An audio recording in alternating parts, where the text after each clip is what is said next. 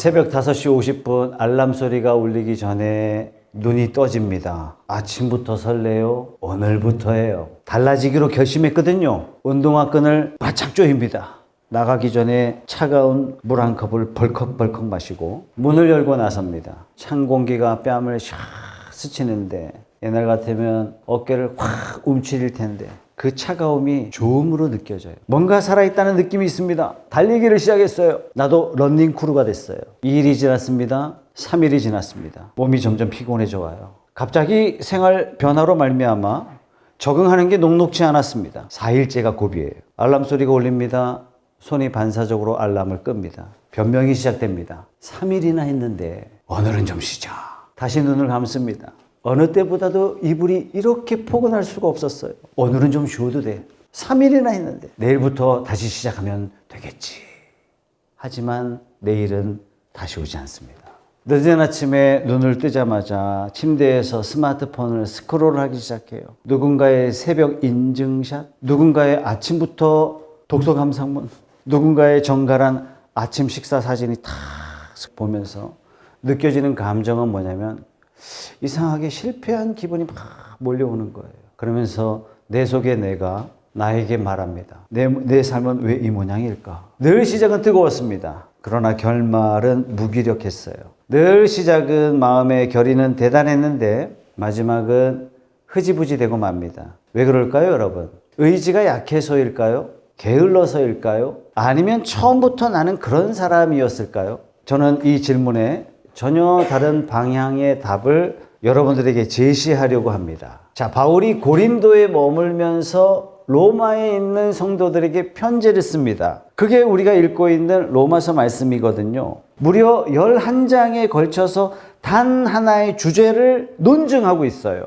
구원이에요. 하나님이 인간을 구원하시는 방식, 처음부터 끝까지 이거 하나예요. 인간의 타락으로부터 시작해서 아브라함에 대한 믿음, 그리스도의 화목해 하심, 성령의 역사, 이스라엘을 구원하시는 역사, 이방인을 부르심, 이 내용이 켜켜이 쌓여서 11장에 이르러 대단원의 막을 맺으면서 바울이 더 이상 이 논증을 더 이상 진행할 수 없는 말할 수 없는 그 감동 때문에 표현합니다. 하나님의 부유하심이 어찌 그리 크십니까? 하나님의 지혜와 지식이 어찌 그리 깊고 깊으십니까? 그 어느 누가 하나님의 판단을 헤아려 알 수 있으며 그 어느 누가 하나님의 길을 더듬어 찾아낼 수 있겠습니까? 누가 주님의 마음을 알았으며 누가 주님의 좋은 자가 되겠습니까? 누가 먼저 무엇을 드렸기에 주님의 답례를 바라겠습니까? 만물이 그에게서 나고 그로 말미암아 있고 그를 위하여 있습니다. 그에게 영광이 세세에 있기를 빕니다. 아멘. 그런 다음에 오늘 본문이 어떻게 시작하냐면요. 형제 자매 여러분, 그러므로. 오늘 설교는요. 그러므로가 다예요. 그러니까 12장에 삶의 방식을 이야기하는데 여러분의 몸을 1절에 산 제물로 들으십시오. 2절에 변화를 받아서 6절에 은사를 따라서. 여러분, 그러므로라는 이 단어는 결론 접속사입니다. 그죠? 원인이 있고 그 다음에 결론이 이렇게 따라오잖아요. 그죠? 그때 사용하는 단어가 그러므로입니다. 그런데 하나님의 은혜는 완전히 달라요. 정반대예요. 우리가 순종하고 복종하고 노력하고 수고하고 헌신했더니 은혜를 주시더라. 아니에요. 반대입니다. 하나님께서 먼저 우리를 불러주셨고 하나님이 우리를 먼저 자녀 삼아 주셨고 하나님이 우리에게 하늘의 신령한 보화들을 누릴 상속자로 세워주셨습니다. 먼저 은혜를 주셨어요. 그러므로 섬기고 그러므로 봉사하고 그러므로 노력하고 헌신하고 수고하는 겁니다. 이게 기독교의 원리입니다. 왜 사는 게 힘드냐? 우리가 이 순서를 바꿔서 살기 때문에 그렇습니다. 그럼 어떻게 하면 되느냐? 우선은 이 자리를 지키고 있는 겁니다. 그럼 모든 게 자연스러워져요. 그런데 반대로 살려고 합니다. 더 열심히 살면 하나님이 기뻐하실 거야. 더 착하게 살면 하나님께서 복 주실 거야. 내가 죄 짓는 게 많았는데 죄를 좀 줄이고 어떻게 하면 하나님께서 나에게 은혜를 특별히 많이 주실 거야. 내가 더 많이 헌신하면 하나님께서 나에게 사랑을 많이 베풀어 주실 거야. 그래서 결심도 세우고 그래서 운동화 끈도 바짝 조이고 알람도 맞추고 문제는 이렇게 하면 다 무너져요. 3일 만에 다 무너집니다. 도대체 이 무너지는 원인이 뭐냐? 그 원인을 오늘 12장 말씀을 통해서 저와 여러분이 함께 찾아보려고 합니다. 1절 말씀 보세요. 형제 자매 여러분, 그러므로 나는 하나님의 자비하심을 힘입어 여러분에게 권합니다. 무슨 근거로 권한다고요? 하나님의 자비하심. 어떻게 한다고요? 권하고 있어요. 명령하는 게 아니라 권하는 거예요. 지시하는 언어가 아닙니다. 이렇게 해보지 않을래? 이렇게 권하는 근거가 뭐냐? 내 결심, 내 의지, 네 의지가 아니라 뭐라고요? 하나님의 자비하심이에요. 하나님의 자비하심이 먼저 왔기 때문에 우리 이렇게 한번 해보자. 하나님의 자비하심이 있기 때문에 우리의 삶은 달라질 수 있습니다 하는 말씀입니다. 자, 바울이 1절을 통해서 하시는 말씀을 천천히 들어보세요. 여러분의 몸을 하나님께서 기뻐하실 거룩한 산 제물로 드리십시오. 이것이 여러분이 드릴 합당한 예배입니다. 저희 선배들, 그전 선배 한 10년 동안 저희 고등학교 수학여행이 금지됐어요. 사고가 나서 사망사고 때문에 이제 학교가 금지시켰던 거죠. 저희 때 다시 부활한 겁니다. 10년 만에 벌어지는 행사이기 때문에 수학여행을 좀 스페셜하게 갔어요. 수학여행 팀을 두 팀으로 나눠서 한 팀은 부여, 경주, 강릉 돌아서 오고 한 팀은 이제 거꾸로 도는 거예요. 그래서 경주에 다 모이는 겁니다. 제가 처음에 이제 강릉을 딱 갔는데 강릉 바닷가에 산낙지, 그러니까 세 놈이 싸워요. 친구들이. 야, 산에서 난 낙지냐? 그랬더니 야, 저거는 사온 낙지야, 산낙지. 한 놈이 야, 이건 살아있는 낙지란 뜻이야. 들어가 보자. 그래서 들어가서 산낙지를 시킨 다음에 주인한테 물어본 거예요. 왜 산낙지입니까? 낙지면 낙지지. 그랬더니 얘기를 해주더란 얘기예요. 자, 우리를 어떻게 드리라고요? 산제물로 드리라. 산제물이 뭐예요? 살아있는 제물. 살아있는 제물. 이상한 얘기죠? 구약에서 제물은 다 어떻게 해요? 죽여서 드립니다. 근데 제단 위에 피를 뿌리고 살을 각을 뜨고 다 잘라요. 그리고 마지막에 불태워 하나님 앞에 올려드립니다. 이게 제사예요. 죽여서 드리는 게 제사예요. 그런데 바울이 살아있는 채로 드려라. 죽지 말고 산 채로 하나님 앞에 나아가라. 이것은 제사 제도의 폐지가 아니라 제사의 이동을 이야기합니다. 다시 말해서 제사 제도의 패러다임 전환이에요. 제단이 성전 밖으로 나왔습니다. 밖으로 나온 그 제단이 우리의 마음 안으로 들어오는 거예요. 다시 말해서 나의 오늘 하루가 하나님 앞에 드려지는 제단이 되는 겁니다. 나의 월요일이 하나님 앞에 올려드리는 제단이 되고 화요일의 피곤함 속에서 하나님 앞에 드려지는 제단이 되는 것이고 수요일의 그 다툼과 불편함과 어려움 속에서 목요일의 외로움 가운데 하나님 앞에 전부 올려드릴 때 우리의 제단은 하나님 앞에 올려드리는 헌신이 되는 것입니다. 바울이 2절에 한 걸음 더 나아가서 이렇게 선포하고 있어요. 여러분은 이 시대의 풍조를 본받지 말고 마음을 새롭게 함으로 변화를 받아서 하나님의 선하시고 기뻐하시고 완전하신 뜻이 무엇인지를 분별하도록 하십시오. 변화하라. 이렇게 말씀한 게 아니라 변화를 어떻게 하라고요? 받으라. 변화를 받으라는 얘기예요. 다시 말해서 변화는 내가 만들어내는 것이 아니라 변화되어지는 겁니다. 말하자면 변태예요. 탈바꿈이에요. 이 변화를 받으라 이 단어가 메타모르푸스테 헬라어 원어인데요. 이 단어 어떨 때 쓰는 거냐면 애벌레가 나비가 되어가는 이 변태의 과정을 설명할 때 쓰는 단어예요. 다시 말해서 스스로 하는 변화가 아니란 뜻입니다. 여러분 고치집 보셨어요? 손톱만 합니다. 나무 끝에 아주 조그맣게 달려있어요. 초록색이에요. 근데 이 고치집 안에서 놀라운 변화가 일어나요. 아무것도 안 일어나는 것 같은데 이 껍데기 안에 변화가 일어나고 있어요. 애벌레가 번데기가 되는 그 순간 몸 안에 효소가 분비되기 시작합니다. 효소가 하는 일이 뭐냐? 자기 자신을 소화하는 일이에요. 고치집 안에서 더듬이가 녹아내리고 근육이 녹아내리고 소화기관도 녹아내리고 뇌의 일부도 녹습니다. 더듬이가 녹고 다리도 녹고 내장도 우두둑 전부 다 녹아내립니다. 그런데 이 진액 안에 녹지 않고 살아남은 것이 있거든요. 이것을 과학자들이 어떻게 표현했냐면 이미지널 디스크, 순수 한글말로 번역하자면 상상의 씨앗이에요.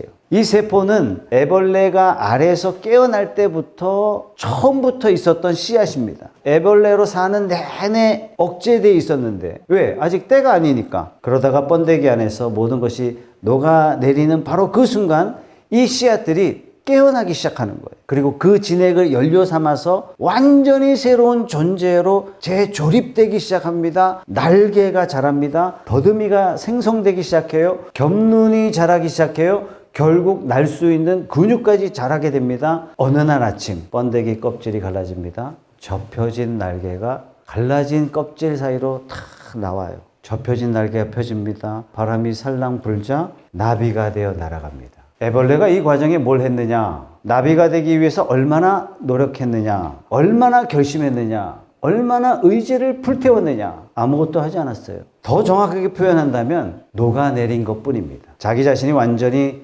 허물어지는 것을 막지 않았어요. 이게 전부입니다. 변화는 애벌레의 노력이 아니라 변화는 애벌레 안에 처음부터 심겨진 씨앗이라는 얘기예요. 바울이 말한 변화를 받아서 이 표현이 바로 그걸 말하는 겁니다. 우리 안에는요, 변화의 씨앗이 있어요. 어떻게 그 변화의 씨앗이 생겼어요? 하나님의 자비하심으로. 우리가 스스로 변화를 만들어내는 것이 아닙니다. 우리 안에 이미 심겨진 것이 때가 되어 일하는 거예요. 하나님의 말씀 안에 내가 녹아지는 것을 허락할 때, 내 고집이, 내 자존심이, 내가 쌓아둔 두꺼운 경력들, 껍데기, 이런 것들이 녹아지는 것을 막지 않았을 때 변화가 시작됩니다. 그 녹아지는 일은 어디서 일어납니까? 번데기 안에서 일어납니다. 고요한 그 자리에 바람에 흔들리면서 아무도 알아주지 않아도 그 자리를 지키는 것. 우리에게 적용해 보자면 그게 바로 예배입니다. 예배는 내가 뭔가 생산해내는 그런 자리가 아니죠. 그죠? 예배는요, 나를 부정하는 자리예요. 예배는 내가 녹아지는 자리가 예배의 자리입니다. 내 하루를 하나님 앞에 바치는 것이 이게 바로 예배예요. 지난주 내가 겪었던 기쁨도, 내가 실패했던 것도, 내가 그토록 수치스러워했던 것도, 내가 경험했던 두려움과 절망과 슬픔과 아픔까지도 전부 껍데기 안에서 다 하나님 앞에 가져오는 겁니다. 그리고 녹아지는 거죠. 이게 여러분 산 제물입니다. 우리가 기뻐할 때만 하나님 앞에 나아가겠습니까? 아니요. 슬프고 아플 때도, 안 될 때, 불가능을 경험할 때 하나님, 내 상황이 이런 상황입니다. 주님, 나를 도와주십시오. 여러분, 이것이 바로 예배입니다. 그렇기 때문에 예배는 주일 오전 1시간에 국한될 수가 없어요. 월요일 아침에 눈을 뜰 때부터 매 순간순간 내 삶을 하나님 앞에 올려드릴 때, 내 삶의 내용을 가지고 고백하며 나아갈 때 이것이 예배가 되는 것입니다. 화요일 오후 뜻대로 일이 되지 않아 가슴이 답답할 때, 주님, 일이 뜻대로 되지 않아서 너무 답답합니다. 여러분, 이 자체가요, 예배가 되는 거예요. 답답한 그대로 하나님 앞에 가지고 나올 때 하나님이 이것을 예배로 받아주시는 겁니다. 여러분, 이 시대는 우리에게 뭐라고 이야기하냐면, 가치 있는 것은 눈에 보이는 거다. 가치 있는 것은 손에 잡혀야 된다. 숫자로 측정되어야 된다. 인증샷이 있어야 된다. 이렇게 이야기합니다. 그런데 오늘 바울은 정반대로 이야기하죠. 이 세대를 본받지 말라. 이 시대가 짜놓은 틀, 성과, 비교, 인증, 숫자, 그 틀에 찍혀서 나오는 복제품이 되어서는 안 됩니다. 바울의 선포예요. 대신 뭐 합니까? 대신 마음을 새롭게 함으로 변화를 받아서 하나님의 선하시고 기뻐하시고 완전하신 뜻이 무엇인지를 분별하는 삶을 살아야 됩니다. 여러분, 번데기는요, 인증샷을 올리지 않아요. 아무도 알아주지 않아도 그 안에 변화는 일어나고 있습니다. 여러분, 하루 중에 출퇴근하는 시간, 뭔가를 정리하는 시간, 잠들기 전에 10분, 혼자만의 시간, 이 시간들이 예배의 시간이 되지 못할 이유가 전혀 없죠. 다만 우리가 몰랐을 뿐입니다. 번데기는 날기 위해 안간힘을 쓰지 않았다는 것을 여러분 꼭 기억하십시오. 그냥 그 자리에서 자기 자신이 무너져 내렸어요. 녹아지는 것을 막지 않았습니다. 때가 되면 날게 돼 있어요. 여러분에게 주어진 하루하루가 하나님 앞에 드려지는 아름다운 예배가 되길 주님의 이름으로 축원합니다.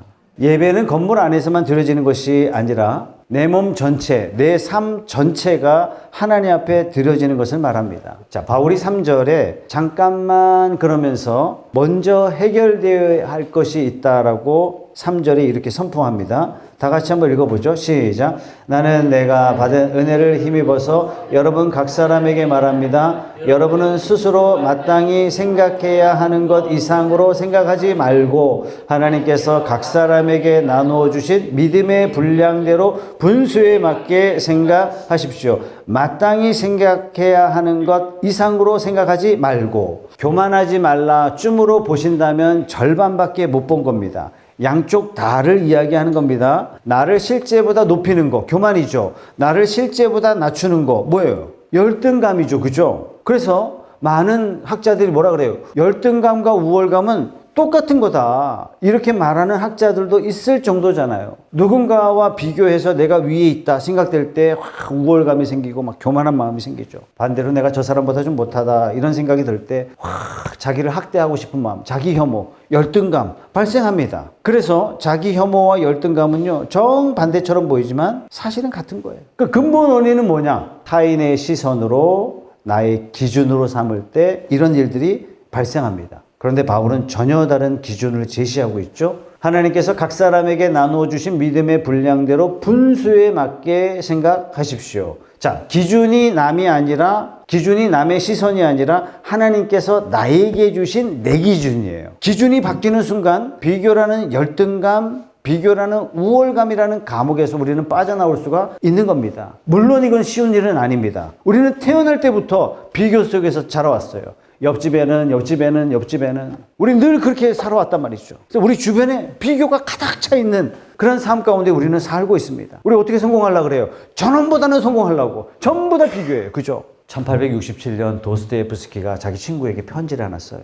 스위스 제네바 허름한 여유 속에서 뭐라고 쓰냐면, 내가 지금 소설을 한 권 쓰고 있는데 이 소설의 주인공을 가장 완벽한 사람, 가장 긍정적이고 가장 아름다운 인물로 내가 그리고 싶다. 근데 고민이 된다. 어떻게 그려야 될지. 그러면서 이 사람을 완성하고 이름을 이렇게 붙였어요. 레프 니콜라예비치 미슈킨. 아니, 러시아 사람들의 이름은 좀 발음하기 좀 뭐해요. 어떤 번역서는 무이시킨, 어떤 번역서는 미슈킨 이렇게 얘기하는데, 자, 이 소설이 1860년 러시아 제국의 수도 상트페테르부르크를 배경으로 하고 있습니다. 이 상트페테르부르크 기차역 안에 거대한 기차가 플랫폼 안으로 다 들어옵니다. 기차가 멈춰지자 플랫폼에 사람들이 쏟아져 내리기 시작합니다. 모피 코트를 입은 사람, 화려한 금단추를 가슴에 붙인 사람, 훈장을 붙인 사람. 상트페테르부르크 이 도시의 특징이요, 명예와 돈이 진동하는 그런 도시예요. 누가 더 높은 자리에 올라가느냐, 누가 돈을 더 많이 벌었느냐, 누구 딸이 누구와 결혼했느냐, 온통 이 관심이 페테르부르크의 공기를 꽉 채웠습니다. 다시 말해서 상트페테르부르크 도시의 특징이 서열과 비교의 극치를 보여줬던 그런 도시였습니다. 그런데 이 군중 속에 한 청년이 기차에서 내립니다. 이 청년이 얇은 외투, 빈손이에요. 얼굴은 창백합니다. 근데 이상하게 눈빛은 맑아요. 뮤시킨 공작입니다. 오랫동안 스위스에서 치료를 받고 러시아로 돌아온 청년이에요. 그래서 가진 게 없어요. 지위도 없어요. 돈도 당연히 없습니다. 말하자면 상트페테르부르크 그 기준으로 볼 때 뮤시킨은 아무것도 아닌 사람이에요. 그런데 이 청년에게 이상한 게 있는데 모욕감을 느끼지 않는 거예요. 열등감이 없어요. 당연히 우월감도 없습니다. 페테르부르크의 첫 번째 사교 모임에 이 청년이 참여합니다. 화려한 샹들리에 화려하게 수놓은 여성들의 그 드레스, 남성들의 권력과 명예를 상징하는 훈장 가득 박힌 제복들, 사람들이 다 턱을 쳐들고 다니는 그 상황 가운데 사람들이 뮤시킨을 보니까요, 이상한 거예요. 듣보잡 인물이 하나 나타나는데 보이는 행색도 너무너무 평범하고 허름해요. 사람들이 손가락질하면서 비웃습니다. 비웃는데 반응이 더 놀라워요. 그래서 사람들이 이 사람을 뭐라고 얘기했냐면 백치라 그랬어요. 순수하게 우리 표현을 하자면 저 바보 아니야 이렇게 표현했던 거예요. 사람들이 그렇게 비웃는데 뮤시킨 얼굴에 분노가 없어요. 분노를 감춘 게 아니라 분노 자체를 찾아볼 수 없어요. 마음에 상처받은 흔적들이 얼굴과 눈에 다 나타나야 되는데 하나도 나타나는 게 없단 말이에요. 오히려 정반대로 자기에게 다가오는 사람들에게 기쁨으로 그냥 진심으로 인사를 건넵니다. 이상합니다. 모욕을 줬는데 모욕을 당한 흔적이 없어요. 비교를 당했는데 그 뭐라 그럴까요? 흔들리는 마음의 기색이 전혀 없어요. 그래서 사람들이 오히려 당혹스러워합니다. 내가 이 사람에게 상처를 줬는데 왜 멀쩡하냐 이거예요. 왜 저 사람의 눈에는 오히려 나를 향한 따뜻함이 있지? 분노를 퍼붓는 사람 앞에서도, 조롱을 당하는 자리에서도 뮤시킨은 그 사람들을 있는 그대로 바라봅니다. 그리고 그들 마음 깊숙이 감추어진 고통을 봅니다. 저들 마음속에 있는 깊은 외로움을 봅니다. 그리고 그들과 함께 있어줍니다. 이럴 수 있을까요? 이 소설은 도스토옙스키의 백치라는 소설인데요. 뮤시킨이 강했기 때문이 아닙니다. 감정이 없어서도 아니죠. 비교의 사다리에 오르지 않았기 때문입니다. 많은 사람들이 비교의 사다리에 올라가려고 발버둥 치죠. 위를 보고 시기 질투하고 밑을 보고 안도하면서 멸시하는 마음을 갖고 옆을 보고 불안해합니다. 저놈이 더 먼저 뛰어 올라갈까 봐. 이 비교의 사다리 위에서는 누구도 편안할 수가 없어요. 맨 꼭대기에 있는 놈은 그 놈대로 불안하고 중간에 기어 올라가는 인간은 그대로 그냥 불안하고 맨 마지막에 있는 사람들은 그저 고통일 뿐이에요. 문제는 뮤시킨이요, 이 사다리에 아예 오르지 않았다는 사실이에요. 다시 말하면 전혀 다른 기준으로 자기 삶을 살고 있었다라는 것입니다. 비교에서 자유로운 사람만이 비교하는 사람들을 진심으로 사랑할 수 있는 거죠. 도스토옙스키와 미국의 나다넬 호서는 제가 꼽는 문학작품의 거장 중에 거장이라. 이 책을 사서 보지는 마세요. 전편이 500페이지, 후편 500페이지, 합치면 1000페이지입니다. 도스토옙스키는 이 뮤시킨을 어떻게 표현했냐면 이 사람은 그리스도를 닮은 인물이다. 이렇게 설명해 놨어요. 그래서 이 소설의 제목을 백치, 바보. 굉장히 반어적인 거죠. 뮤시킨을 바보로 보는 이 세상 사람들이 다 바보처럼 살고 있다. 메시지가 그겁니다. 사다리에 오른 사람의 눈에는 비교하지 않는 사람이 바보처럼 보이기 때문이죠. 지금 바울이 말한 믿음의 분량대로 생각하십시오가 바로 이런 겁니다, 여러분. 사람들은 카리스마 있는 사람을 동경합니다. 뭔가 힘이 느껴져요. 이런 게 리더십이지. 이렇게 생각하잖아요. 그죠? 근데 여러분, 카리스마 무슨 뜻입니까? 무슨 뜻이에요? 카리스마가 도대체 무슨 뜻이에요? 강하다? 카리스마가 헬라어에서 온 단어거든요. 그러면 카리스마 원어 뜻이 뭐냐? 은사예요. 은사는 어디서 왔느냐? 카리스마는 어디서 왔느냐? 카리스에서 왔어요. 그럼 카리스는 뭐냐? 은혜예요. 은혜. 그럼 은사란 뭐냐? 은혜로 주어진 선물이죠. 선물이 뭐죠? 나의 노력과 나의 수고와 전혀 무관한 게 그게 바로 선물의 특징입니다. 내가 개발한 게 아니에요. 내가 쌓아올린 게 아닙니다. 거저받은 거예요. 그렇기 때문에 자랑할 수 없는 겁니다. 그렇기 때문에 우리는 다른 사람을 향하여 우월감을 가질 수 없는 겁니다. 만약 내 옆 사람보다 내가 이런 것들이 작다라고 생각한다면 나는 지금 잘못된 측정 도구로 갖다 대고 비교하고 있다는 증거예요. 만약에 내가 내 옆 사람보다 내 믿음이 작다, 내 믿음이 크다 이렇게 측정하고 있다면 잘못된 비교를 하고 있다라는 것입니다. 내게 주어진 분량, 하나님께서 나에게 건네신 선물의 크기, 요게 기준이 돼야 되는 거죠. 그죠? 뮤시킨에게 기준은요, 사다리가 아니었던 것처럼 자기 기준이 세상이 아니라 하나님이 되는 순간 비교는 더 이상 나를 어떻게 할 수가 없어요. 왜 그렇죠? 나는 덜 받은 게 아니라 더 받은 게 아니라 다르게 받은 거예요. 나는 다르게 받았기 때문에 덜 받은 게 아니라 다르게 받았기 때문에 나는 누구 앞에서도 당당할 수가 있는 거예요. 사랑하는 성도 여러분, 우리는 다 다릅니다. 비교하면서 나는 저 성도보다, 나는 저 사람보다 하나님의 은혜를 덜 받았다, 하나님의 은혜를 더 받았다. 아니에요. 다르게 받은 겁니다. 내게 주어진 분량에서 신실하는 것. 하나님이 원하시는 건 이거밖에 없으시죠. 그렇죠? 여러분 안에 기준을 딱 세우십시오. 어떤 기준? 하나님께서 각 사람에게 나누어 주신 그 분량. 여러분, 타인이 기준이 되는 순간 무엇을 가져도 불행한 거예요. 근데 은혜의 분량을 따라서 살면 아무것도 없어도 자유를 누리며 살 수 있습니다. 하나님 안에서 자유함을 누리시는 저와 여러분들이 다 되시기 주님의 이름으로 축원합니다.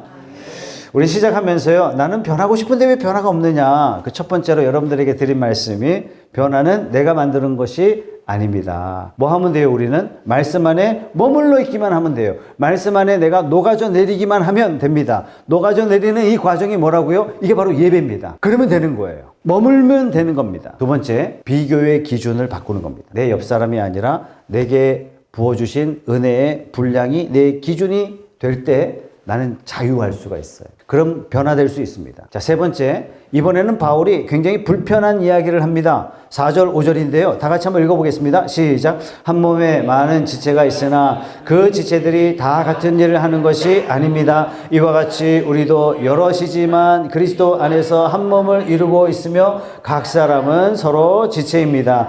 한 몸, 지체, 서로. 이 세 단어가 변화를 원하는 우리에게 해답 같은 단어들입니다. 변화는 도대체 어떻게 이루어지느냐? 나 혼자 완성될 수 없다는 얘기예요. 사회학자들은 오늘날 이 시대를 뭐라고 이야기합니까? 탈공동체, 개인화란 얘기죠. 철저하게 개인이에요. 밥도 혼자 먹고 TV도 혼자 봐요. 카페도 혼자 가요. 그죠? 놀러도 혼자 가요. 캠핑도 혼자 가요. 혼자 하는 모든 것들이 다 각광을 받는 그런 시대예요. 그렇기 때문에 누군가로부터 간섭받는 거 너무너무 싫어하는 시대가 바로 이 시대입니다. 만약에 공동체로부터 상처를 받으면 어떻게 해요? 혼자라는 독방에 스스로 가둬버립니다. 편해요. 그죠? 자, 그런데 하나님께서 우리에게 주실 하나님의 능력들을 가만히 생각해 보세요.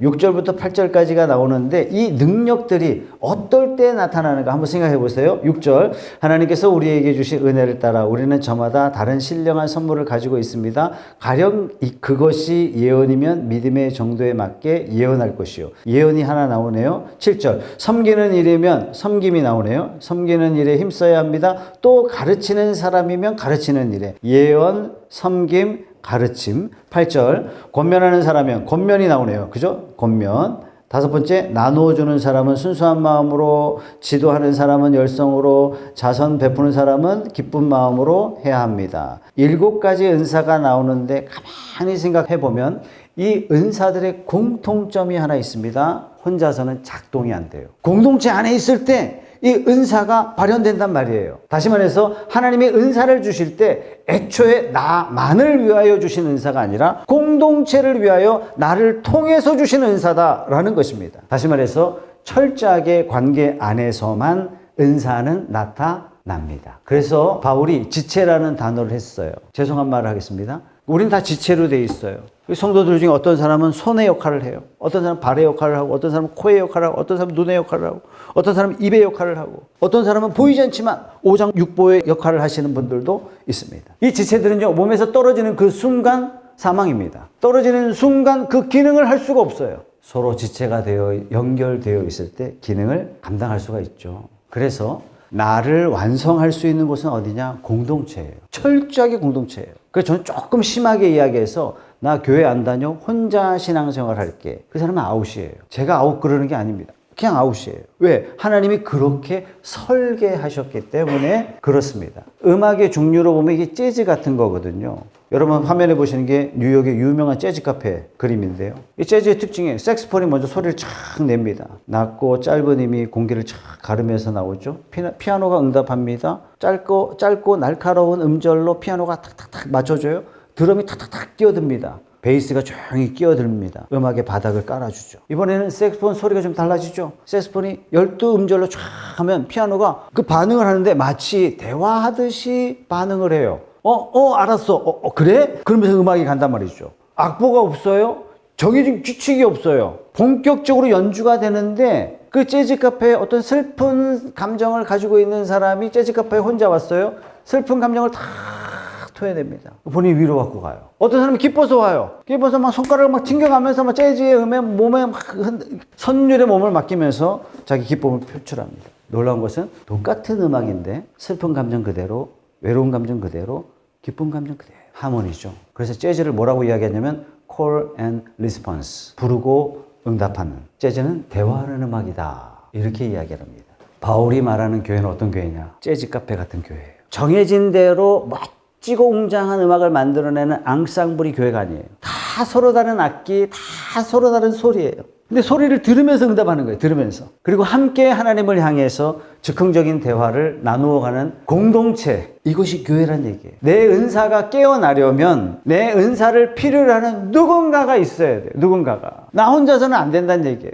공동체를 위해서 뭔가 해야 된다는 그런 의무감이 절대로 아닙니다. 공동체가 없다면 나도 없습니다. 소속감이죠. 그죠? 지체의식이에요. 저들이 없다면 나도 없는 거다. 저들에게 나도 필요하다. 철저한 지체의식이에요. 이런 은사를 가지려면요, 우리에게 3가지 태도가 필요한데 8절 말씀 다 같이 한번 읽어보겠습니다. 시작. 권면하는 사람이면 권면하는 일에 힘쓸 것이요, 나누어주는 사람은 순수한 마음으로, 지도하는 사람은 열성으로, 자선을 베푸는 사람은 기쁜 마음으로 해야 합니다. 3가지 마음의 태도가 나오죠. 순수한 마음, 열성, 기쁜 마음. 이게 뭡니까? 은사를 사용하는 방식입니다. 의무가 아닙니다. 강제가 아닙니다. 억지로가 아니죠. 여러분, 순수, 열정, 기쁨은요, 자유의 언어예요. 억지로 연주하는 재즈가 더 이상 재즈가 아니듯이 상대방의 소리를 듣고 기쁨으로 반응해주고, 그럴 때 진짜 음악이 완성되는 것처럼 교회가 바로 그래야 된다. 우리 푸른숲 교회 한 사람 한 사람이 공동체 안에서 자신만의 소리를 발견하고 자신만의 은사를 발견하고 함께 하나님을 향해서 아름다운 연주를 울려드리는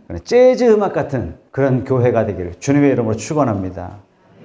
12장 말씀은 형제자매 여러분, 그러므로 이렇게 시작했습니다. 그러므로 이 한 단어가 모든 것을 뒤집고 있죠. 내가 변하면 하나님 기뻐하실 것이다? 아닙니다. 하나님이 먼저 자비를 베푸셨기 때문에 그러므로 내 삶이 응답할 수 있는 겁니다. 여러분 반드시 이 순서여야만 됩니다. 그래서 11장을 어떻게 마무리하고 있다고요? 다 같이 읽어봅니다. 시작. 하나님의 부요하심은 어찌 그리 크십니까? 하나님의 지혜와 지식은 어찌 그리 깊고 기쁘십니까? 그 어느 누가 하나님의 판단을 헤아려 알 수 있으며 그 어느 누가 하나님의 길을 더듬어 찾아낼 수 있겠습니까? 하나님의 베푸신 은혜, 하나님의 그 무한하신 자비가 넘치고 넘칩니다. 그러므로 이렇게 되는 거예요. 우리가 이 자리에 앉기 전에 이미 하나님의 자비하심이 이곳에 먼저 계신 줄 믿으십시오. 여러분들이 지금 걱정하고 염려하고 두려워하는 그 일 있죠? 여러분들이 두려워하기 전에 하나님이 이미 그곳에서 여러분들을 위하여 준비하고 계신 줄 믿으시기 바랍니다. 내가 어떤 결심을 하기 전에 하나님의 자비하심이 먼저 그곳에 계십니다. 여러분들이 변하려고 운동화 끈을 바짝 당기기 전에 하나님의 자비가 저와 여러분들에게 계신 줄 믿으시기 바랍니다. 이 자비를 받은 사람은 증명하는 삶을 살 필요가 없어요. 뭐 하면 돼요? 재즈처럼 응답하는 삶을 살아가면 되는 것입니다. 이 응답이 바로 예배가 되는 겁니다. 바울이 오늘 권면하듯이 오늘 여러분들에게 설교를 마무리하면서 여러분들에게 3가지 당부를 드리겠습니다. 첫째, 매일 하루가 시작될 때마다 예배로 시작하십시오. 아침에 눈을 뜨는 그 순간 업무를 시작하기 바로 직전에 뭐 거창하게 잘 짜여진 순서 그거 다 필요 없어요. 짧은 한 문장이라도 좋습니다. 주님, 오늘 하루를 하나님 손에 맡겨드립니다. 소리내어 기도하지 않아도 좋습니다. 단 진실한 마음의 고백이면 됩니다. 번데기는 아무 소리도 내지 않았습니다. 그냥 그 자리에 있었을 뿐이에요. 그런데 변화가 일어났습니다. 여러분, 주어진 상태 그대로 하나님 앞에 나아갑시다. 하나님, 월요일 너무 피곤합니다. 힘이 필요합니다. 멋진 예배예요, 여러분. 하나님, 너무 짜증나요. 내 마음을 다스려 주셔야만 합니다. 하나님 도와주세요. 매일매일 매 순간을 예배로 시작하십시오. 두 번째, 여러분 마음속에 비교가 올라올 때 갑자기 여러분 마음에 깊은 열등감에 사로잡혀서 쥐구멍이라도 찾아가고 싶을 때, 우월감이 생겨서 막 사람들에게 함부로 하고 싶은 그런 마음이 가득할 때 선포하세요. 나는 덜 받은 것도 아니고 더 받은 것도 아니고 다르게 받은 것이다. 무의식인 사다리에 오르지 않았습니다. 왜요? 다른 기준이 있었기 때문에. 세 번째, 여러분 목장을 더 뜨겁게 사랑하시기 바랍니다. 함께 식사하고 함께 감사하고 함께 기도를 나누면서 하나님께서는 함께 기적을 체험할 수 있도록 준비하고 계십니다. 이걸 기억하세요. 사랑하면 은사를 부어주세요. 사랑하면 기적을 부어주십니다. 사랑이 넘치는 여러분의 목장, 우리 푸른숲 교회가 되길 주님의 이름으로 축원합니다.